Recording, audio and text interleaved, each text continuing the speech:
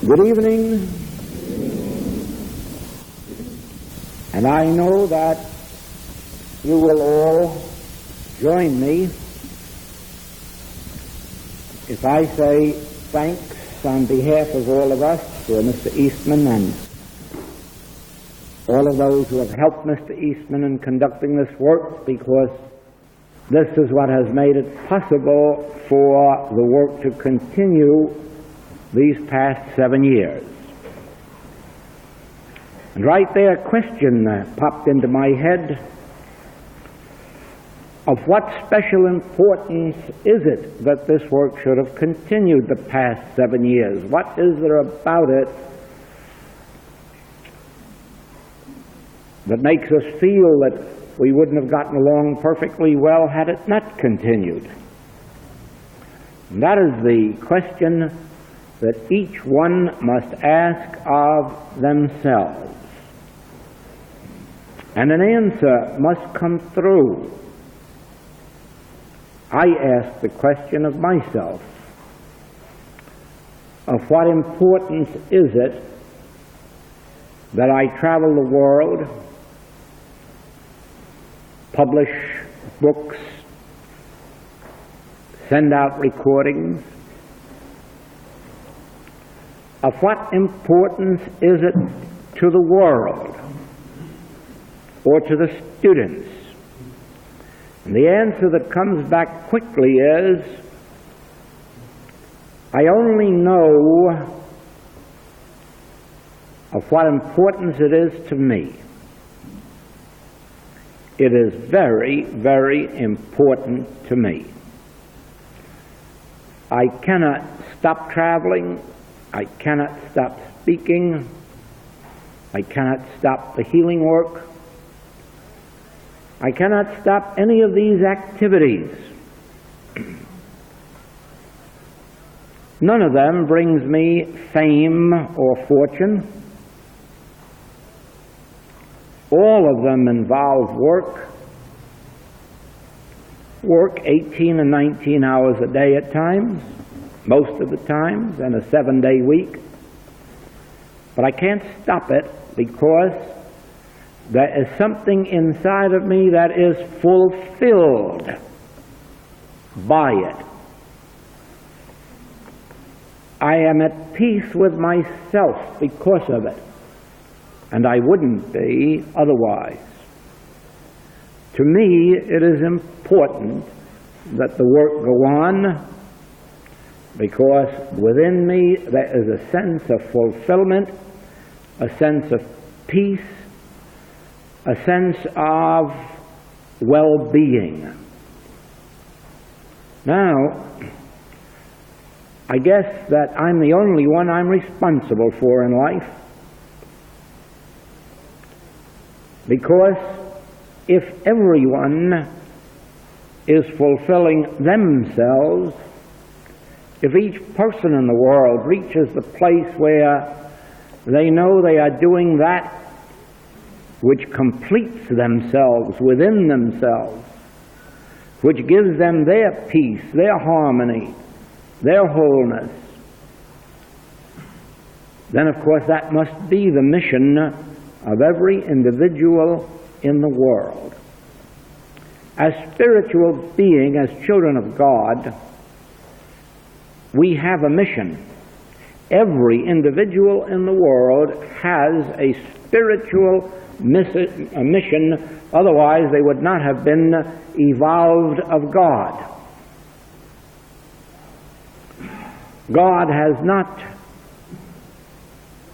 made any worthless bric-a-brac or any useless furniture. God has created everyone and everything to fulfill a place in His kingdom, in the spiritual universe. And of course we can't be completely happy. We can't be content. We can't be fully at peace within ourselves until we have discovered our particular mission, message, function.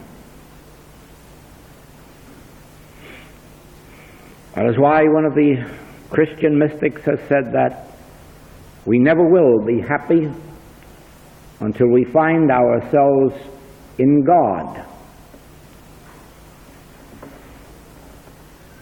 So it is then that wherever we travel, wherever there are lecture groups, out of these lecture groups come those who, during the lectures, have found that this is a message that has some import for them, some meaning, and they wish to know more about it. And so out of a large lecture group, there will come a small class, because only those who have been touched, who have felt that this message may open something within them, will want to search further, will want to search further in this message. And of course, the next step for them is the closed class. In this same way, out of every closed class, there develops a still smaller group, a group consisting of those who see not only that through this message, through its practice or through living it, that they may bring greater harmonies into their own lives. Through this message they may attain some physical healing, mental, moral, or financial healing. These few see a step beyond that. They see a way in which they can fulfill some part of a spiritual life by in turn serving others. They may at the beginning serve in some very human capacity. Even the gatekeeper in the house of the Lord is deeply blessed. But it always leads to service in a greater capacity, because with the very first service that they perform, either within or for the activity of the Infinite Way, or a service to the other students, sometimes a service within their family bodies or circle of friends, with this first service there comes the need for deeper study and deeper meditation. In other words, no one can really serve in a spiritual capacity without attaining a tremendous degree of spiritual awareness, spiritual integrity, spiritual understanding, and eventually spiritual grace. Now this is divided into two parts. The law and the spirit, the law and grace. Just as in the religious world, it would be an impossibility for an individual to evolve to any great extent unless they had already proven the ability to obey the Ten Commandments. In other words, a person to whom the Ten Commandments are something very light and to be broken or ignored isn't apt to develop any great spiritual light. There must be a respect for law. There must be a self-discipline that keeps one within the law. In the same way that in starting one's service, there must be the qualities of obedience and humility. A person who cannot be an excellent employee can never be a successful employer. I don't believe it has ever happened in the history of the world that a person who couldn't take orders could give orders. Not for long and not successfully. There is something about discipline, there is something about obedience to the law, there is something about the ability to serve under others that, when successfully accomplished, fits one automatically to be a leader or employer. And so it is that when one can respect the law, it follows naturally that there is a quality of consciousness that is prepared to receive spiritual grace. In other words, the Master says that he did not come to do away with the law and the prophets. Not at all. No one comes to do away with anything. What we come to do is evolve out of or evolve above. So it is that with spiritual living and with spiritual healing,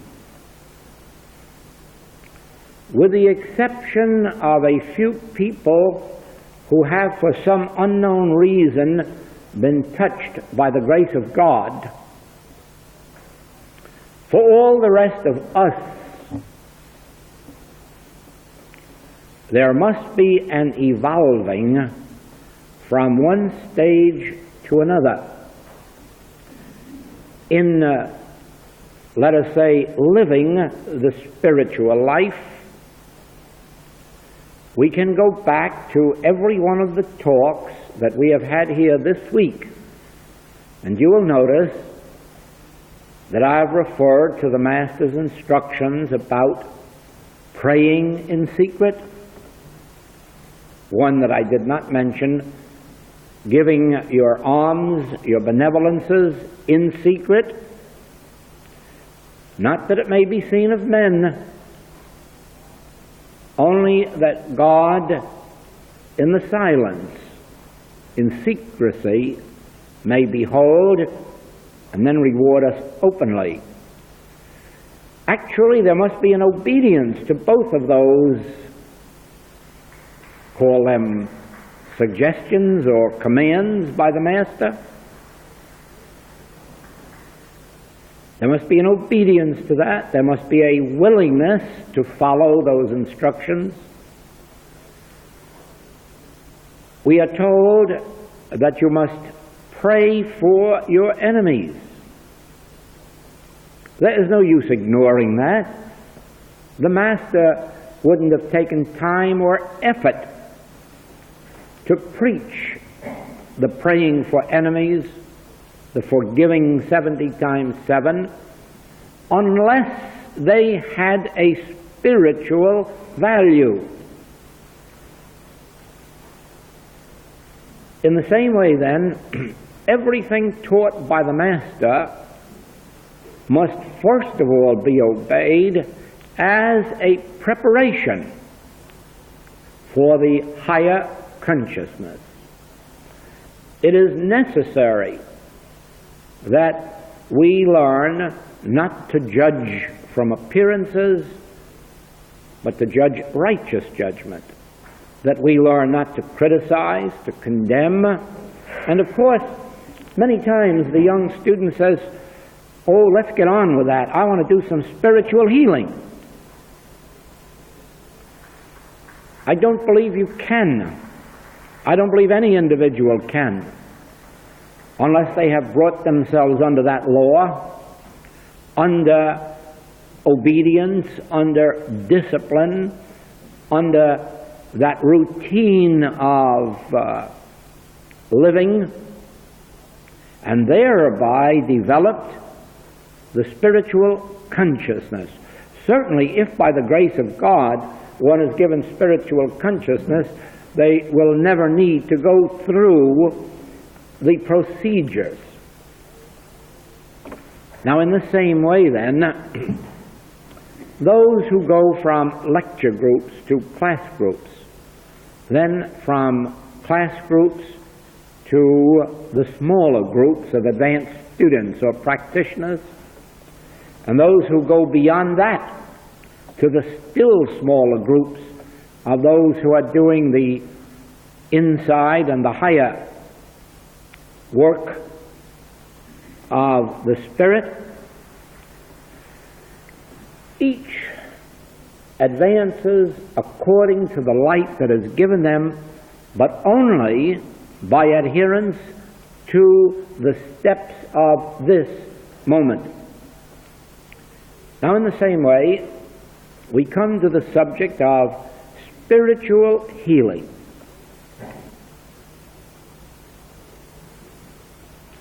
All of our students know that I came to spiritual healing not by knowing how to give a treatment, and not by knowing what truth is or what is truth, but because that touch of the Spirit, that divine grace, made me a healer without knowing truth. That's how my life in the spiritual healing world began. But it did not take me long to know that unless I learned what is behind spiritual healing, what are the principles, what are the laws, if any, that this spiritual healing ministry would become nothing more or less than blind faith. I would go on probably for a while doing the healing work and probably merely believing that God was doing it through me, or for some reason I'd been chosen for it. Not knowing, of course, only believing. And if this weren't the truth, then eventually I would lose this healing grace. And therefore, I must know what is the truth. What is the truth behind spiritual healing? What are the principles which must be known? Because the Master says, "Ye shall know the truth, and the truth shall make you free." What is the truth? And so began for me a period which lasted quite a few years, in which I had to study, read, ponder, meditate, experiment, until eventually the principles which constitute the infinite way healing message evolved. Now, this was very difficult because it was not in agreement with any other spiritual healing teaching of which I had any knowledge. It was not in agreement with any of the metaphysical movements.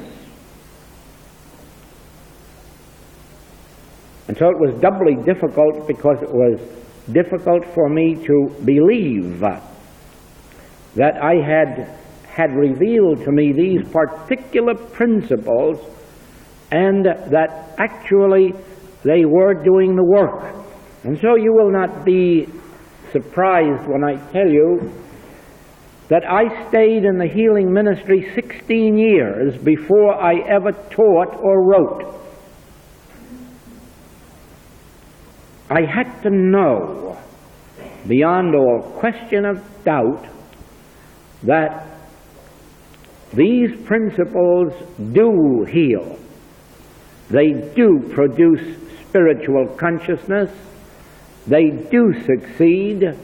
They do change the lives of those who can accept them and study them and practice them. They do, and I have had 16 years in which to prove it. Now, I wasn't known, because at no time has either fame or fortune had any attractions for me. And the money that comes, I'm glad to spend, whether in traveling or in any other activity that will continue to bring this inner satisfaction to me. What I wanted to know was, what are these principles? Do they work? Are they productive of good? And 16 years proved that it was so. Then came the first book, The Infinite Way, and since then have come all the others. And now throughout the world there are those who can bear witness that in some measure this message of the infinite way has borne fruitage in their lives, has brought to them either an inner peace which was missing, physical health or moral health or financial health or mental health, or better human relationships, or home or companionship, or successful business, art or profession. In some degree, there are many, many thousands of people who can bear witness to the fact that these principles are productive of good in their experience. Now then, when we come to our closed classwork, these principles are given to the best of my ability to impart clearly and distinctly, so that students may begin to practice them in their own lives or in the lives of those around them. With some measure of success, they will want to go further, and the way is provided that they may go further. They may go as far as their own desire can take them, because there is no limit to the degree of spiritual unfoldment that can come to an individual except the degree of their own devotion to study, practice, and meditation. Now, the principles of spiritual living you have been hearing this week.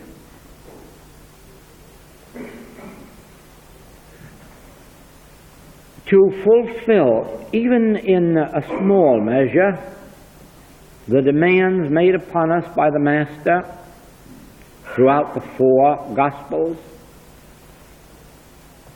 these spiritualize our consciousness, they spiritualize our living, they lift us into a higher degree of consciousness where fear drops away, because we note that evil isn't the power that we thought it was.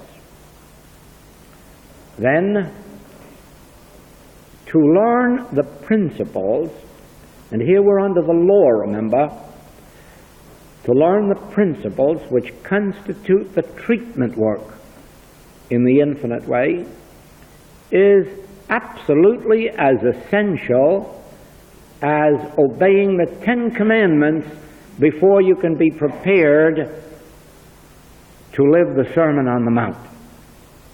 I don't believe many people are going to be successful in living the Sermon on the Mount who haven't achieved some measure of obedience to and discipline in the Ten Commandments. I believe that there will come a time when, as the Master did, you can tear up 9 of the commandments,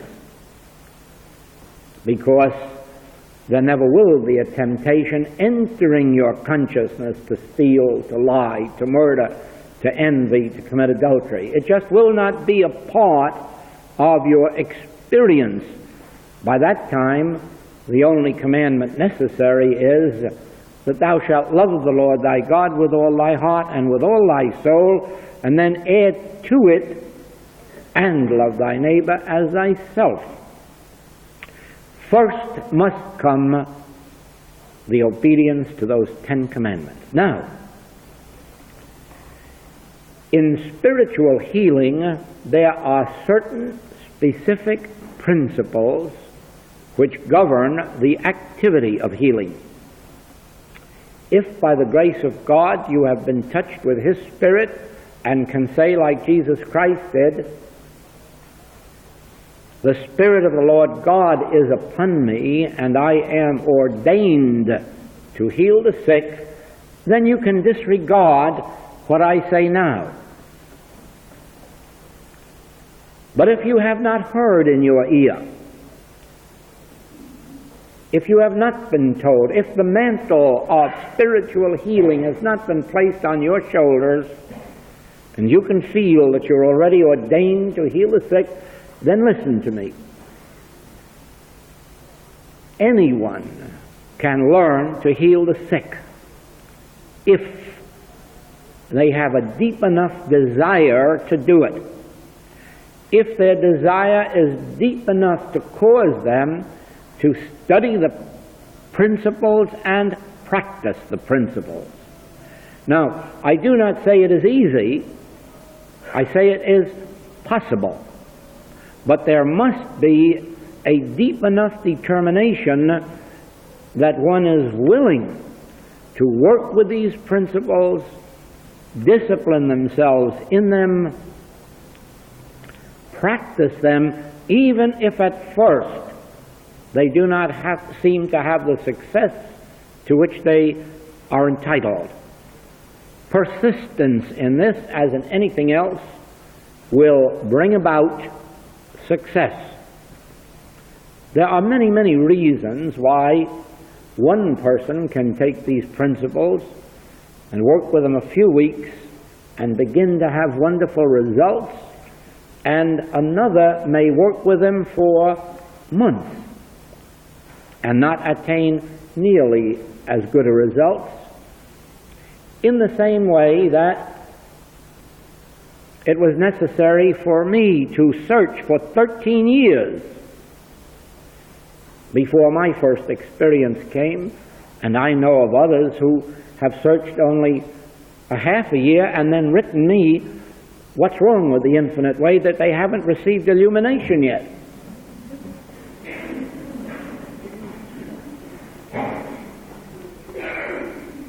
Well, I'm sure that there are some who will attain it in 6 months.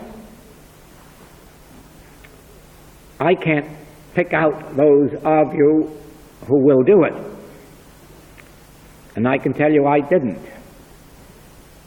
My suffering for 13 years was intense. And the only reason that I could stick at it 13 years is that life on earth had no meaning for me unless I could attain it. And therefore it would have made no difference to me if it had been 33 years. I would have stuck. So it is now. Regardless of what lies ahead for me as an individual or for the Infinite Way, as a principle of life and of healing, I'll say the same to you. I'm going to continue in the way in which I'm being directed, even if I do not know its ultimate reason, and even if at this moment I do not see the possibilities of sharing the spotlight with our good brother Jesus Christ. But I'll try, and I'll keep at it. Now, the principles of healing of the infinite way must become as clear in your thought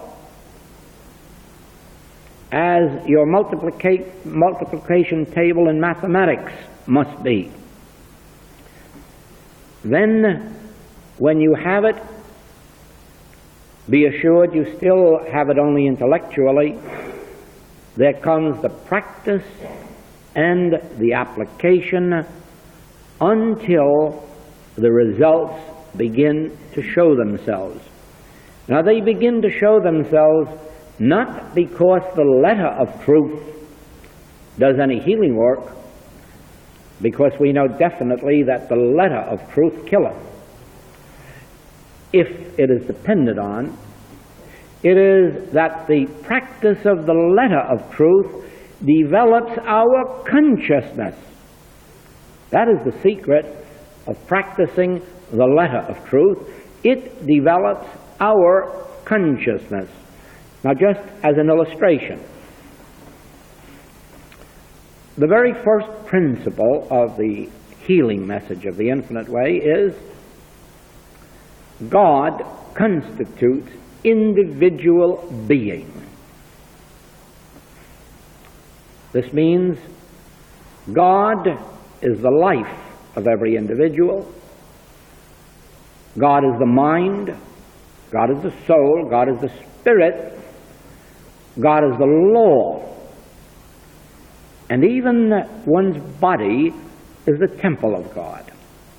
God constitutes individual being. God is the essence, the substance, the law and the life of individual being. And therefore, the nature of man is godly or good. Now, of course, this isn't going to be difficult for you when you are looking around at a group of serious, studious metaphysicians. You'll probably agree that this is true. Your difficulty in practicing this will be when you walk out on the street and somebody pushes you off in their haste to get by, or somebody comes down the street intoxicated or using obscene language, or when you witness somebody profiting by their thefts and dishonesties, or when you read the news of the police courts each day or the divorce courts, then it's going to be a very difficult thing for you to agree with this principle. And then it is that you are going to have your hard work, because you will have to close your eyes and look through the appearance and agree that even though appearances do not testify to this,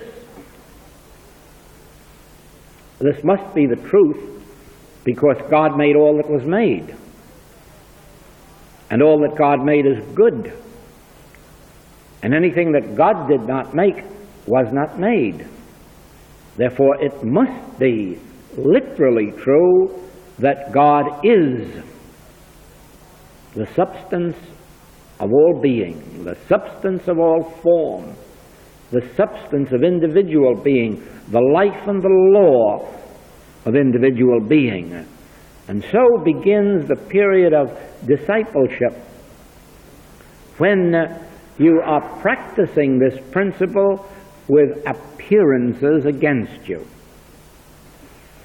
For yes, even in the circle of your own home, and your friends and your relatives, you are very often going to find it difficult to believe that this is true, that the nature of man is godly.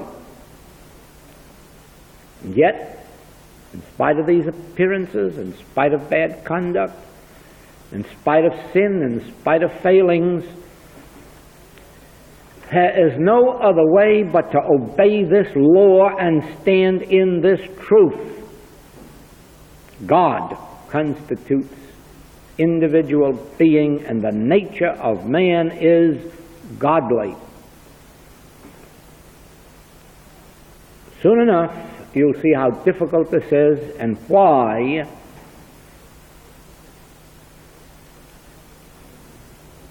it is a discipline to stand in a truth like this. But the miracle is that eventually these very people who have been acting badly toward you or in your presence, among you, the very people who seem to be in many ways unlike this godly nature, they begin to change in their attitude toward you. You now begin to behold that they are more nearly like what you have been declaring. In some way, their nature does change toward you. Probably at first it doesn't toward anyone else, but eventually it will, even in other directions. But as you persist in this, it will not be long until you yourself will be agreeing, I think human nature is changing. I think mankind is getting better. I think society is improving. As indeed it will be in your experience, in your life, because you now will be developing the necessary spiritual consciousness which brings about that change in all of those who bring themselves or who are within range of your consciousness.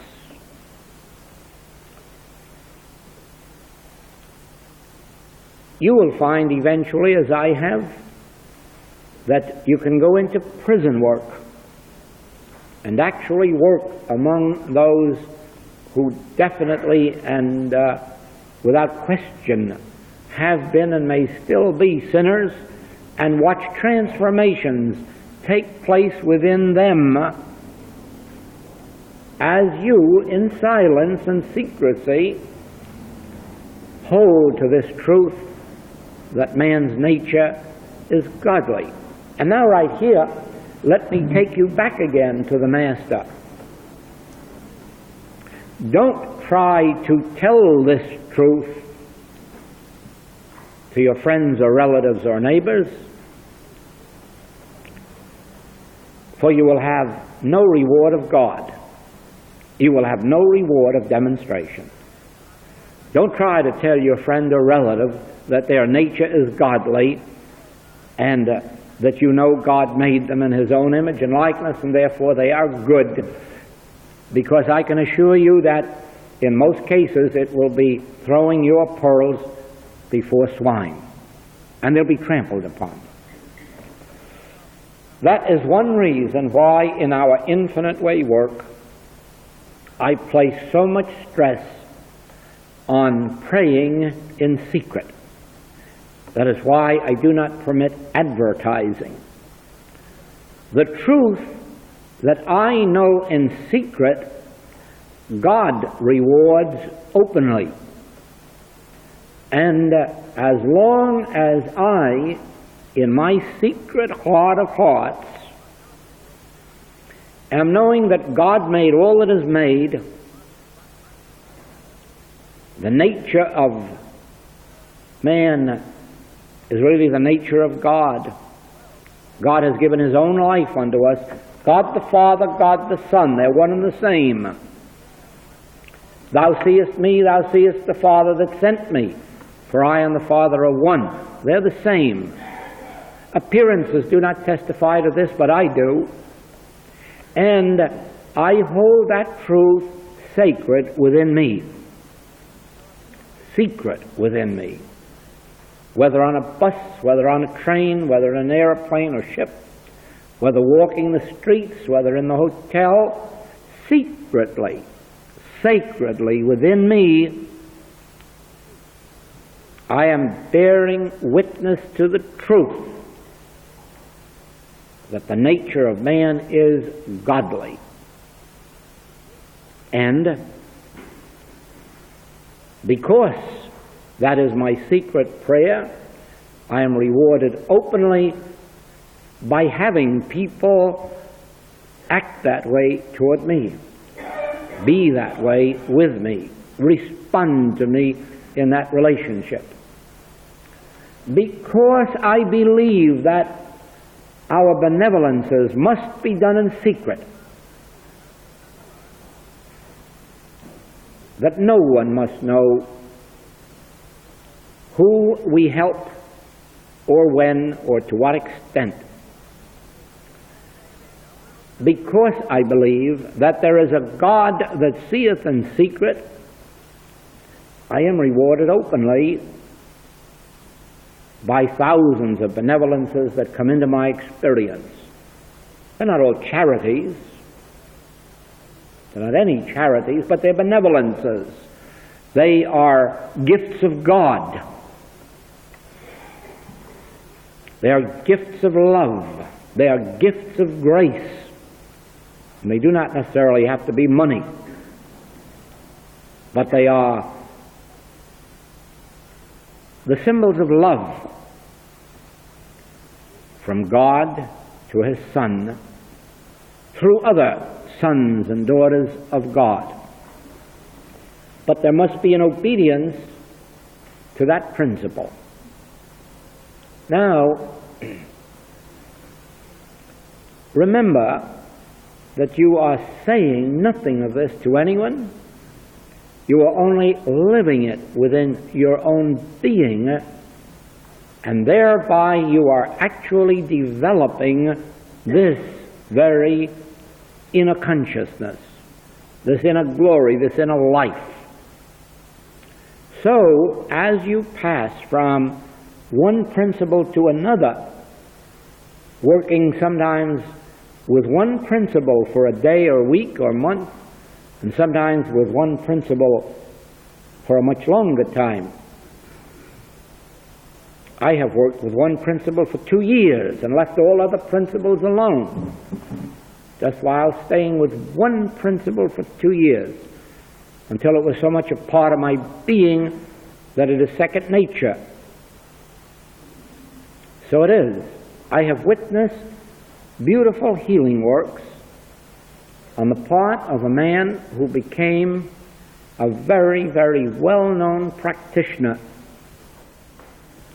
only because he knew two principles, and never, I don't believe he ever learned any more than those two principles, not consciously anyhow. But he didn't need them. He lived day and night with just two principles, and they were, since God is, error can't be. And that's what he lived by, and that's what he healed by. If God is, error can't be real. Whether it's sin or disease or lack or limitation or unemployment, if God is, error can't be real. And that man became famous as a practitioner because of his great healing works. It isn't necessary to know all the truth in all the books. It is only necessary to know the truth. And sometimes a grain of truth is enough for a whole lifetime. I know a man now doing good healing work with just one principle of the infinite way. Disease has no law.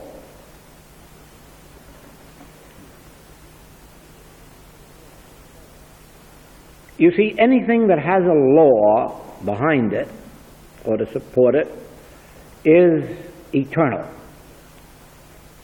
2 times 2 is 4 has a law, and no one can ever break it. The law of like begetting like. This is a law. You'll never get anything from roses but roses. You'll never get anything from an apple tree but apples. There is a law of like begetting like, and you can't break it. And there's no use praying about it. There is a law of days and nights following each other, tides coming in and going out, movement of the planets. All of these have law, and you can't violate them. No one can. These are eternal laws, and they have eternal manifestation. Therefore, you never will be able to break anything that has a law. I don't mean a man-made law, a rule. I mean a law that was here when man came to behold it. Then disease can't have a law or there be no cure for it. Because anything that has a law must have manifestation unto eternity. Well, disease then can't have a law, because disease can be broken with physical means, with mental means, and with spiritual means. There are lots of ways of breaking disease. Therefore, no disease can have a law. There is no law of disease. There is no law to support or to maintain or to sustain or to perpetuate a disease. Disease is without law. Disease is without the law of God, without the law of truth, without the law of life. You could take that one principle and live with it. It wouldn't be too long before you would begin to witness disease disappear. Whether in your own experience, your cat, your dog, your bird, a member of your family, and eventually you would see such results that you'd be convinced you were ready to be a public practitioner, but perhaps not yet. Although that one principle does miracle works.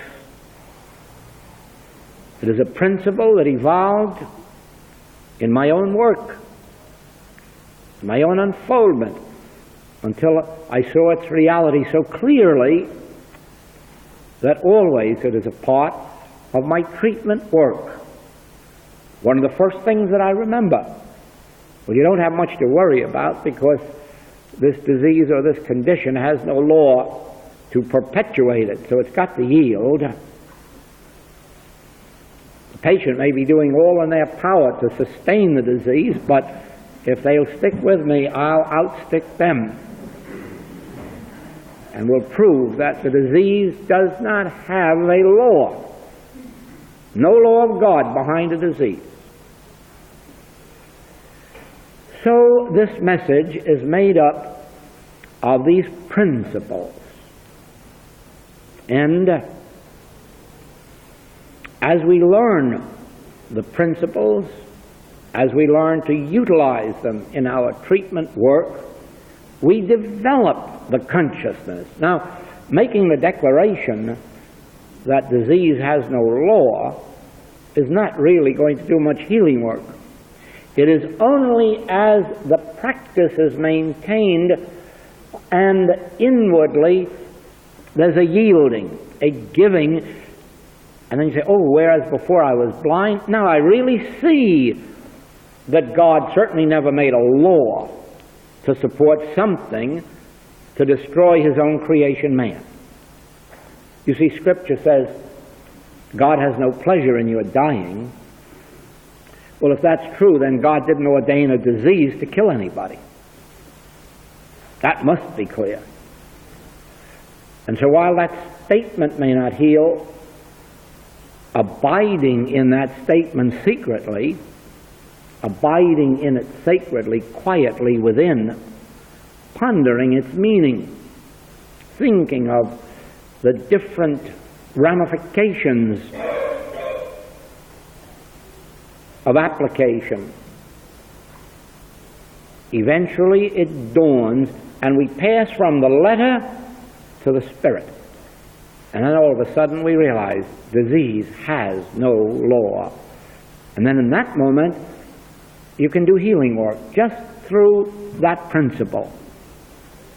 So with each principle then, all you do is develop the consciousness. You might take, because I have, David's statement, "The Lord is my shepherd, I shall not want." Now you may not think of that as a spiritual principle, but actually it is one of the very deep principles of spiritual life. In fact, it's one of the deepest. Anyone who is in any way troubled with a problem of supply and can sit and realize, "The Lord is my shepherd, I shall not want," and stay with that, that's all the treatment they'll ever need for supply. The Lord is my shepherd. That's all. The Lord is. I'm going to stand on that forever and forever if I starve to death. Oh, if I were a betting man, I'd give the odds that no one's ever going to starve. The Lord is my shepherd. If the Lord is my shepherd, be assured I'm in good hands. I need not fear what mortal man can do to me. I need not fear what mortal conditions or economic conditions or political conditions can do to me. The Lord is my shepherd, not a government, not an administration, not a political party. The Lord is my shepherd. And as far as I'm concerned, that's good enough. I want no better shepherd. Also, you remember, I know that the kingdom of God is within me. So this Lord I'm talking about isn't up in the sky, isn't afar off, closer to me than breathing and nearer than hands and feet. And the Master has told us that this Lord knoweth my need.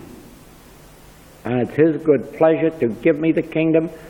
And I don't see why anyone cannot break the sense of lack or limitation with that. Now, you know, we have a pamphlet called The Secret of the 23rd Psalm, and I'm sure there must be lots of people who wonder what's so secret about the 23rd Psalm. Well, this is it. This is a secret. The Lord is my shepherd, and that's as far as I need to go. He leadeth me into green pastures. If I'm very stubborn, He'll make me lie down in green pastures. He has a way of getting me by the nape of the neck and making me to lie down. It happened to me today. A book I didn't want to read. A book I had no interest in. And about every 10 minutes He made me pick up that book and start reading. I couldn't find out why. So I just picked it up and read it. I'd get mad and put it down. And then, lo and behold, all of a sudden I saw the reason. It was God making me to read that because He had a message for me, and I got the message. Got it in spite of myself. But the Lord is my shepherd, and as long as I can have that, I'm sure that He'll lead me into green pastures. I'm sure He'll make me lie down. Now you see, these are principles. Most of the principles that constitute the message of the infinite way come from the message and the mission of Jesus Christ. A few come from the more enlightened of the Hebrew prophets. Some have been confirmed in other teachings, mystical teachings, but the healing principles, that is, the principles which constitute our treatment work in the infinite way, are the direct result of revelation within me, and have made up my 30 years of healing work. And they've been successful for me, and they've been successful for those of our practitioners who understand them and understand how to utilize them and develop the consciousness that comes from them. Now, Our work this coming week in the class is going to consist primarily of the healing principles, because this is my 7th trip here, my 7th series of classes. I don't know how many classes it is, because at times we've had more than one class, and we've had classes in more than one city. And so it is that I don't know how many classes this is, but I do know that it's time for more Infinite Way students to be doing healing work. And I know that it's time for more Infinite Way students who are healing to do better healing work. And therefore, this coming week is going to be dedicated to the teaching, the imparting, the practice of the principles which constitute our healing work. And be assured of this, that out of that class, I expect that healers will evolve, and that those who are healing will be better healers. I don't say this to you because it's my hope or wish,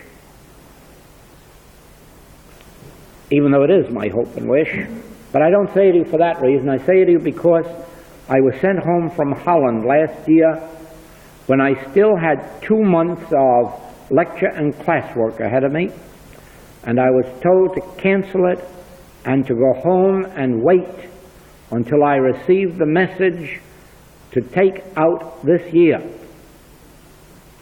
And over a period of months, the message has evolved, and I have been told to take it into every country where the message of the Infinite Way has taken root. And that's what I'm doing.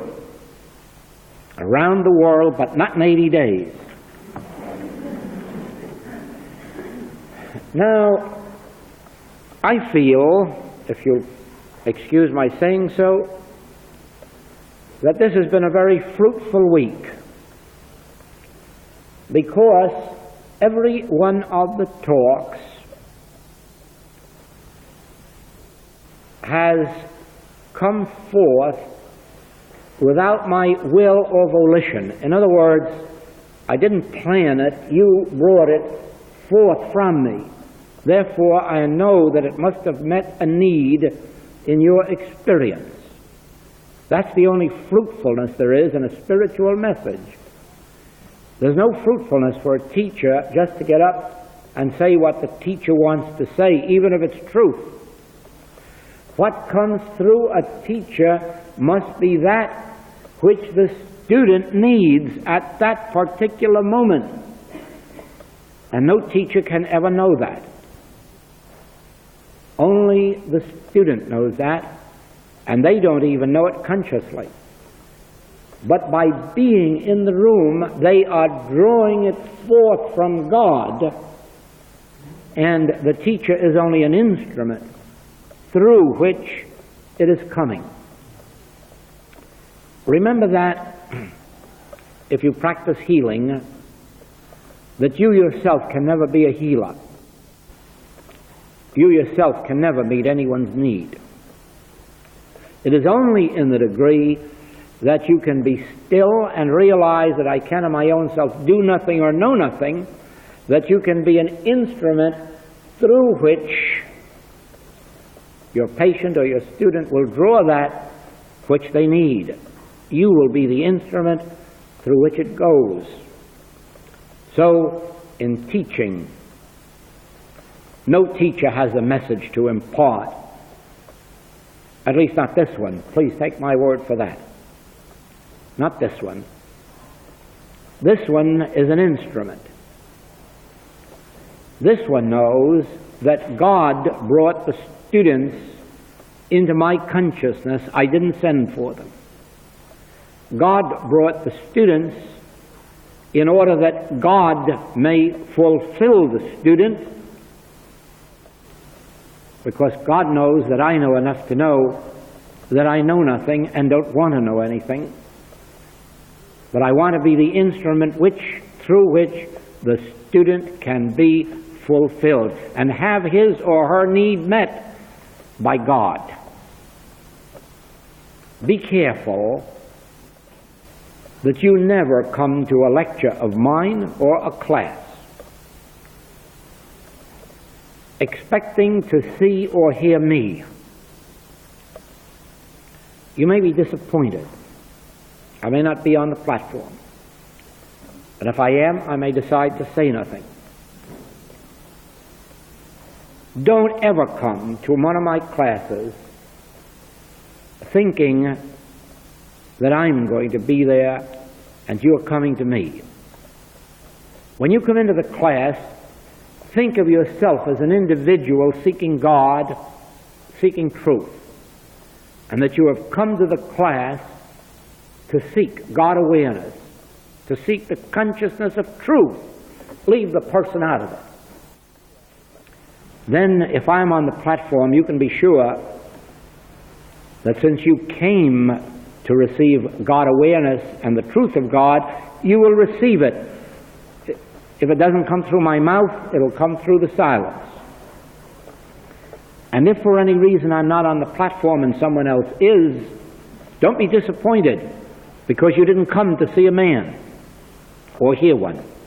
You came to receive God awareness and to hear truth, and whoever's on the platform will be the instrument through which you will receive. You must not personalize truth. You must not personalize the teacher.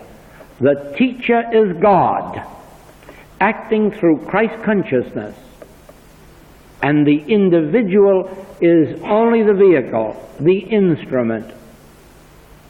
And you must know that. You must know that you don't want a man. You want God, God awareness and truth. You know it and I'll know it.